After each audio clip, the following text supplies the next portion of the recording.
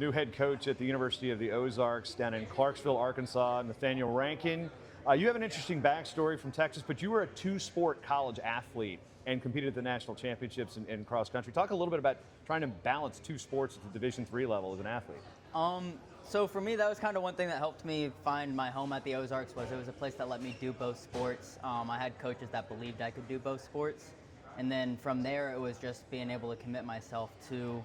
When I was in cross country season, I was doing cross country. When I was in wrestling season, I was focusing on wrestling, and just trying to find that balance as much as possible, and just having the right people around me really made it possible. So obviously on the mat, conditioning was never a problem for you. No. I always enjoyed whenever matches went to the third period. That's usually what I was hoping for. So yeah, you were there. Leroy Gardner was the original head coach starting a program. And what's it like, kind of being there on the ground floor of a new program in a non-traditional wrestling state? So it's been cool looking back at it now, seeing how the program's changed the past 10 years, and being a part of it as an athlete and as an assistant coach. And now I get to keep building it as a head coach. Just seeing how the Ozarks has grown, and it's a special place, and I get to share that love and that beauty with other young athletes. And what about coming from Texas and having the opportunity to wrestle in college? There's no NCAA. Well, now there's a Division III school there, Shriners down there, but it was a kind of a ghost town for college wrestling for a long time. So talk about the opportunity to come from Texas and get to wrestling college. So I was lucky that I knew Leroy from Team Texas, so he had already coached me before. So him bringing me out to Arkansas was really cool. I told him when he recruited me, I said, there's no way I'm going to school in Arkansas. I had painted a different picture about the state than what it actually is. And so when I went out and visited the campus, it was beautiful. The people actually cared about me. I didn't feel like I was just going to be a number in the seat. So being able to go out there and just be seen was really important to me. And then having the opportunity to just be myself out there was really fun. When did the desire to coach start entering your mind? So that one, I got really lucky. Vinny set me up really well. I graduated with a business degree, minor in interfaith studies and psychology. I had no desire to coach, really. That wasn't really where I thought I was going to go. The assistant at the time, Doyle, left, and Vinny was like, hey, I think you can be good at this. Do you want to give it a shot? And so I told him, I was like, hey, I'll give you 2 years. I'll see if this coaching thing's for me, and I just fell in love with it right away. The hardest part was recruiting, and over the past 2 years, that's something I've worked on the most. I feel really comfortable in that aspect now, and just being able to connect with the guys and be able to grow those relationships has been really, really fun, really big part of it. It's really rewarding. So just the act of coaching has been something I found has really turned into my calling. Yeah, Leroy was the coach, and then when he left, Vinny Barber, who was assistant, took over. And people that know Vinny know him from his kind of wild days. And what did you see from Vinny as somebody who wrestled under him as an assistant and worked with him as a head coach, and his growth as a head coach, and how much has that helped you in your journey grow as a coach? Yeah, I wouldn't be where I am right now without Vinny. He's done a lot for me as my coach and as my head coach when I was an assistant. So he's helped me both times in a lot of ways. Just seeing, he was very open about a lot of things. So when I was an assistant, I got to see the budget. I got to see how recruiting was done. I got to see everything very hands-on. So being able to have that experience has made the transition to the head coaching role a lot more smooth. There's definitely still been some learning curves, some stuff that I didn't get to see. But I feel really prepared for this next chapter. One thing in Division III, it's a lot of hands-on, a lot of how the sausage is made. The higher levels of wrestling don't have to handle what the small schools do. So, what is it about coaching you discovered that you didn't know about beforehand? I think, like you said, you do all of it. It's not being able to coach from 4 to 6, being able to lift with the guys in the morning. That's 10-20% of the job. You have 80% of the job is going out, finding the kids, being able to fundraise, being able to plan the travel, make sure you have the right hotel. Just all of the little X's and O's takes up so much more than I think people realize.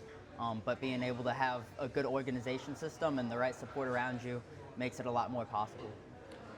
Wrestling can be heartless and soulless at times, and you've had to experience the highs and the lows. And how do you pull from your experience as a multi-sport athlete, and then, what didn't happen for you on the mat? How do you drive that and drive you into coaching for the kids that you're trying to get to the next level that you didn't quite get to yourself? Yeah, so I mean, I had some years where I had success on the mat, and then I had some years where I fell short. And I think the years where I had success were mentally more rewarding for me. And then the years where I fell short are the years that I've grew the most as a coach. So like how I manage our guys' weight, what I'm looking like with the peaks and the valleys with our training.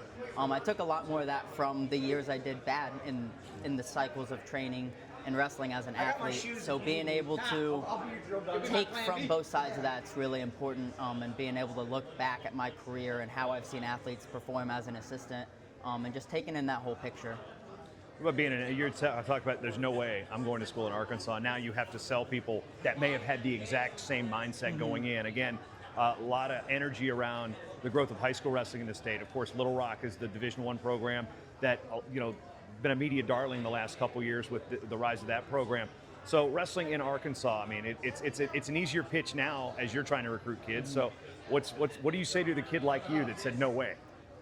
So what I'm going to do is I'm going to ask a kid to come on and visit. The biggest thing I can do is I can sell the campus and our team. We're a small little community. Our town only has 10,000 people. Our campus is about 850 students, but we're a family. Like I went to a big school in high school. My high school was bigger than my college. I'm from the big city, Dallas, right outside of Dallas, 30 minutes. And I like the small little town. I like being able to go outside and I see deer running around and stuff like that. So if you like outdoors and you like being in nature, we have an outdoors program where you can just rent out rafts and stuff like that to go on the river.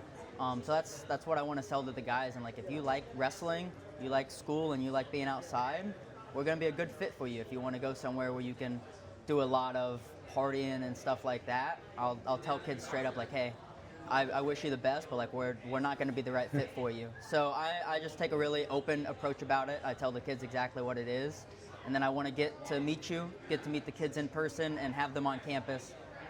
That's our biggest sell. If I can get a kid to buy into the Ozarks and see our team and how much we're a family, that's what's going to sell a kid on our program, because our place is special. And I have a lot of friends, but all of my close friends are from the wrestling team. It's all the guys I wrestled with, and those are my brothers for life. So. And you just went through the Leadership Academy, right?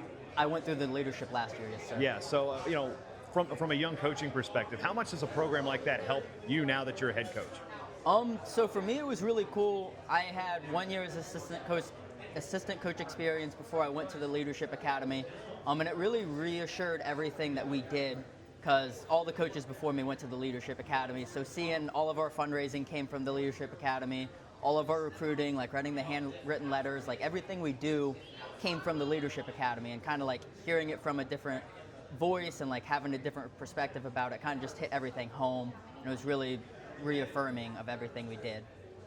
All right, Nathaneal Rankin, looking forward to your year one full time. Go Eagles. Go Eagles. Thank you.